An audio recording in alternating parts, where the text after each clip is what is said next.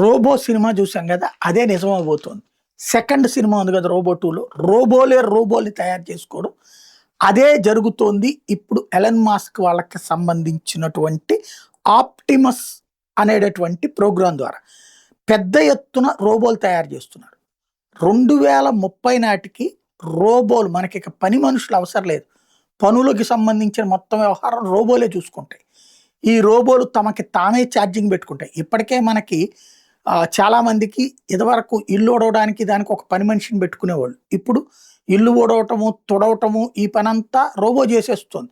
10,000 నుంచి 50,000, ₹1,00,000 దాకా కూడా విలువైనవి ఉన్నాయి. ఆ ఖర్చుని బట్టి మనం దాన్ని తీసుకుంటాం.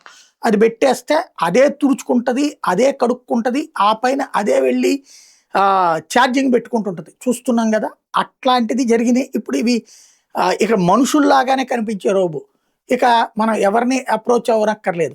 లైట్ ఆఫ్ చేయి, లేకపోతే గనక నీళ్లు కాగబెట్టు, లేదంటే గనక అన్నం వండు అని దానికి మనం చెప్తే ఎలా వండాలో దానికి ఒకసారి మనం ఫీడ్బ్యాక్ ఇచ్చామంటే అదే చేసేస్తుంది. ఇవి మన కళ్ళెదుటే చూస్తాం. మనం ఇదివరకు అనుకున్నామా?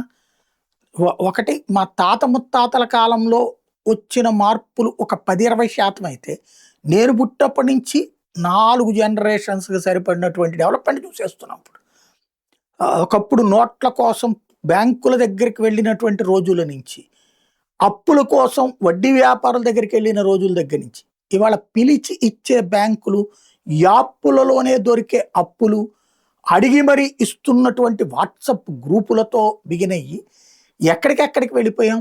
నోట్లకి బదులు ఏటీఎంలు, ఆ ఏటీఎంలకు బదులు డైరెక్ట్గా ఆ కార్డుతోనే ట్రాన్సాక్షన్స్, దానికి కూడా బదులు యూపీఐ ట్రాన్సాక్షన్స్.